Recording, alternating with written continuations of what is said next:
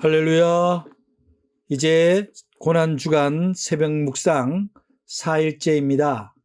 오늘은 무죄한 어린 양이란 제목으로 누가복음 23장 1절로부터 17절 말씀을 함께 묵상하도록 하겠습니다.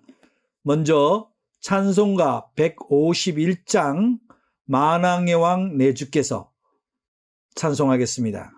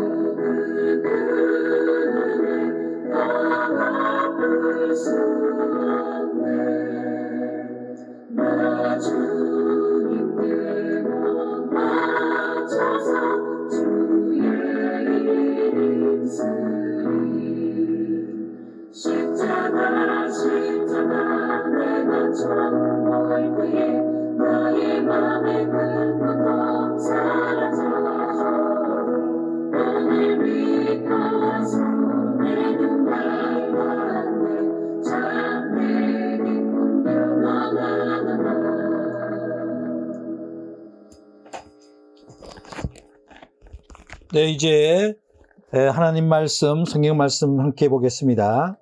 누가복음 23장 1절로부터 17절까지 말씀입니다. 누가복음 23장 1절로부터 17절 말씀 봉독하겠습니다. 무리가 다 일어나 예수를 빌라도에게 끌고 가서 고발하여 이르되 우리가 이 사람을 보매 우리 백성을 미혹하고 가이사에게 세금 바치는 것을 금하며 자칭 왕 그리스도라 하더이다 하니 빌라도가 예수께 물어 이르되 내가 유대인의 왕이냐 대답하여 이르시되 내 말이 옳도다.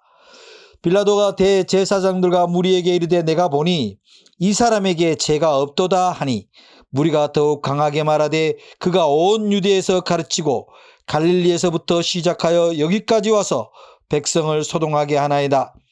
빌라도가 듣고 그가 갈릴리 사람이냐 물어 헤롯의 가날에 속한 줄 알고 헤롯에게 보내니 그때 헤롯이 예루살렘에 있더라.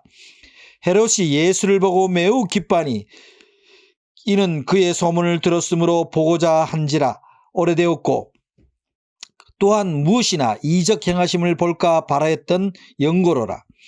여러 말로 물으나 아무 말도 대답하지 아니하시니 대제사장들과 서기관들이 서서 힘써 고발하더라. 헤롯이 그 군인들과 함께 예수를 업신여기며 희롱하고 빛난 옷을 입혀 빌라도에게 도로 보내니 헤롯과 빌라도가 전에는 원수였으나 당일에 서로 친구가 되니라. 빌라도가 대제사장들과 관리들과 백성을 불러 모으고 이르되 너희가 이 사람이 백성을 미혹하는 자라 하여 내게 끌고 왔도다. 보라, 내가 너희 앞에서 신문하였으되 너희가 고발하는 일에 대하여 이 사람에게서 죄를 찾지 못하였고 헤롯이 또한 그렇게 하여 그를 우리에게 도로 보내었도다. 보라, 그가 행한 일에는 죽일 일이 없느니라. 그러므로 때려서 놓겠노라. 로마서에서 바울은 신자들에게 세상 권세를 존중하라고 가르칩니다. 그들은 하나님의 위임을 받아 이 땅 위에 공의를 세우고 법을 집행하기 위해서 세움받았기 때문입니다. 하나님을 믿든 그렇지 않든 공의를 세우는 일은 법정의 최대의 임무입니다. 애석하게도 세상의 법정에는 공의가 없을 때가 너무 많습니다. 예수님도 인간 법정에서 공의롭게 대우받지 못하셨습니다. 빌라도는 예수에게 죄가 없다고 3번에 걸쳐 선포하였습니다. 그리고 누가복음에만 예수님이 헤롯 앞에서 재판받으신 것이 나옵니다. 빌라도는 예수님이 갈릴리 사람이라는 것을 알고 책임을 회피하기 위해 헤롯에게 보냈습니다. 빌라도와 헤롯 모두는 예수님이 무죄하다는 사실을 알고 있었지만 예수님을 죽음에 내주는 일에 결국은 하나가 되었습니다. 이들은 자신들의 지위와 세력을 보존하는 데에만 관심이 있었지 예수님과 정의는 안중에도 없었습니다. 증거 조작과 죄 덮어 씌우기에도 아무 가책 없이 행해집니다. 평소에 원수 사이였던 빌라도와 헤롯이 악한 일을 도모하는 데에는 친구가 되었습니다. 여기에 대제사장들과 무리들 그리고 제자 가룟 유다까지도 결탁합니다. 이것은 사악한 동맹입니다. 예수님은 우연히 죽음을 당하신 것이 아니라 수많은 권세들이 의도적으로 꾸민 음모 때문에 죽으신 것입니다. 빌라도는 자기 입으로 예수님이 무죄함을 선언하였습니다. 그러나 빌라도는 공정하게 법을 집행하지 않았습니다. 빌라도는 불의에 굴복함으로써 사도신경을 통하여 세세토록 정죄받고 있습니다. 아는 것이 중요한 것이 아니라 실행이 중요합니다. 여기에서 예수님의 죄의 유무가 문제가 아니고 빌라도 자신의 욕망과 의지가 문제가 됩니다. 빌라도가 정의를 지향하고자 하는 양심이 세속 권력을 향한 욕망에 굴복하고 만 것입니다. 빌라도는 비겁했습니다. 그는 정의를 세워야 할 입장에 있었지만 오직 자신의 권력과 자리를 유지하는 데에만 관심이 있었습니다. 자기의 권력을 유지 보존하기 위한 욕망으로 무죄한 예수님을 희생양으로 삼았습니다. 빌라도 권력에 대한 야망이 예수님을 죽인 것입니다. 우리는 비록 빌라도처럼 저렇게 거창한 권력과 또 구세주를 희생시킬 만한 범죄는 저지르지 않고 있다고 생각할 수 있지만 우리도 때로는 우리의 이익 때문에 예수님을 고통 속으로 몰아넣는 다시 십자가에 못 박는 그런 범죄를 저지르지 않는지 돌아볼 필요가 있습니다.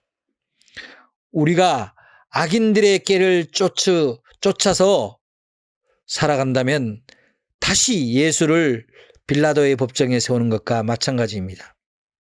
우리는 오직 죄인들의 길에 서지도 않고 오만한 자의 자리에 앉지도 않는 그야말로 오직 주님을 향해 경외와 경건과 겸손의 삶을 살도록 날마다 자신을 깨닫고 그 삶을 살도록 기도해야 할 것입니다.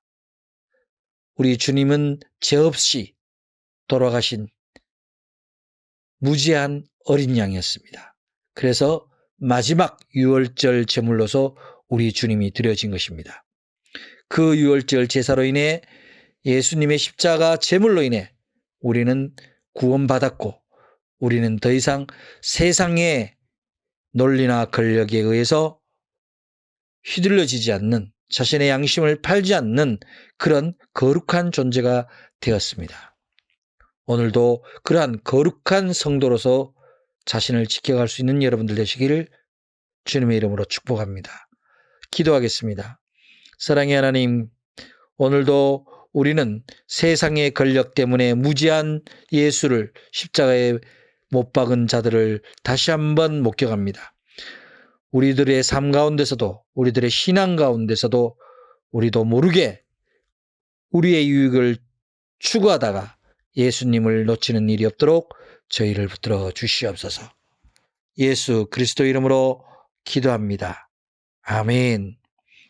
네, 이제 우리 다 함께 주님의 기도하고 여러분들 이어서 여러분들의 삶을 위해서, 신앙을 위해서 계속 기도할 수 있기를 바랍니다. 함께 주님의 기도합니다. 하늘에 계신 우리 아버지여, 이름이 거룩히 여김을 받으시오며 나라의 임하옵시며 뜻이 하늘에서 이루어진 것 같이 땅에서도 이루어지이다.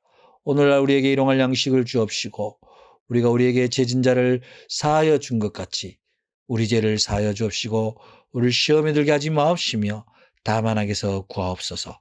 대개 나라와 권세와 영광이 아버지께 영원히 싸움나이다.